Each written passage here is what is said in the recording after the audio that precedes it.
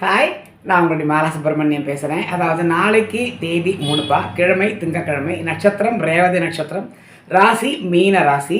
உங்களுக்கு திதி வந்துட்டு பஞ்சமி வருது, முதல்ல மத்தியானம் வரைக்கும். அதுக்கப்புறம் சஷ்டி வருது. ஸோ பஞ்சமி எல்லாருக்கும் பிடிக்கும், உங்கள் எல்லாருக்குமே தெரியும். வாராகிக்கு அது வரவேற்கக்கூடிய ஒரு திதி, அது வாராகி அம்மனை.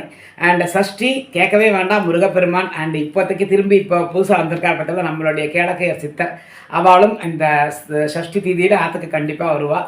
ஸோ முருகப்பெருமானை நன்னா நீங்கள் வேண்டின்றா ஃபோட்டோ இருந்ததுன்னா புஷ்பத்தை எடுத்து வச்சு நன்னா தொடச்சி குங்குமப்பட்டெல்லாம் வச்சு 2 புஷ்பத்தை போட்டு அவருடைய ஸ்லோகம் ஓம் சரவண பகவான் சொன்னாலே போகும். அப்படி இல்லை அவருடைய ஸ்லோகம் என்ன தெரியுமோ அதை தயவு பண்ணி சொல்லுங்க.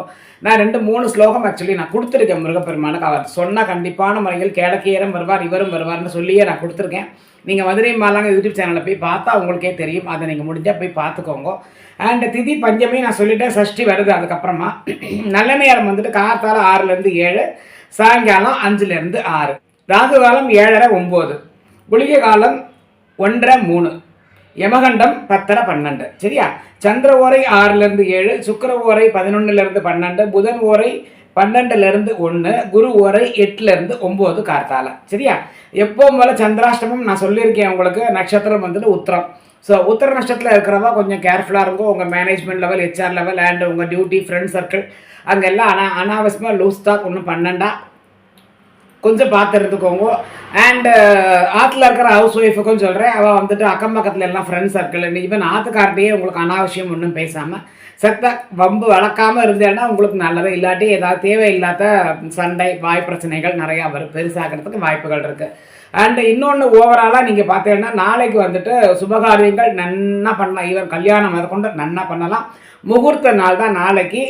சித்த யோகம் மரண யோகமே கிடையாது. அண்டு உங்களுக்கு இந்த மாதிரி கல்யாணம் பேசணும், இல்லை பொண்ணு பார்க்க போகணும், இல்லை வேறு ஏதாவது நல்ல காரியங்கள், தொழில் தொடங்கணும், இல்லை நிலம் வாங்கணும், இடம் வாங்கணும், வீடு வாங்கணும், நகப்பிரவேசம் பண்ணணும், வீடு காலி பண்ணி பால் காய்ச்ச போகணும், எப்படிப்பட்ட நாளாக இருந்தாலும் நாளைக்கு நீங்கள் பண்ணினீங்கன்னா நல்ல விருத்தியாகும். ரொம்ப நல்லது, நீங்கள் தாராளமாக பண்ணிக்கலாம். இனி ஒன்று நான் ஸ்பெசிஃபிக்காக சொல்லணும் என்னன்னு பார்த்தீங்கன்னா, மீன ராசிக்கு கனக புஷ்பரகம் அந்த கல், ராசியான கல் நான் ஆல்ரெடி சொல்லியிருக்கேன். அந்த ராசி கல் நீங்கள் போட்டுட்டாங்கன்னா உங்கள் வாழ்க்கை தரம் உயர்வதற்கு ஒரு நல்ல வாய்ப்பு நிறையாவே இருக்குது. ஸோ அது மாதிரி நீங்கள் பார்த்துக்கோங்க. அண்டு இன்னொன்று என்னென்னா, சஷ்டி திதி அப்படிங்கிறதுனால நீங்கள் வேல் ஆற்றுல இருந்துன்னா வேலுக்கு அபிஷேகம் ஏதாவது பண்ணிவிட்டு, ஒரு சில பேர் நல்ல விரதம் இருப்பா, அந்த மாதிரி நீங்கள் விரதம் இருந்தாலும் ரொம்ப புண்ணியம். அதுவும் நீங்கள் பார்த்துக்கோங்க. அண்டு ஓவராலாக பார்த்தீங்கன்னா எல்லாருமே நன்னா இருங்கோ, கஷ்டமே இல்லாமல். அண்டு நாளைக்கு எல்லாருக்கும் நல்ல நாளாக அமையட்டும். சரியா?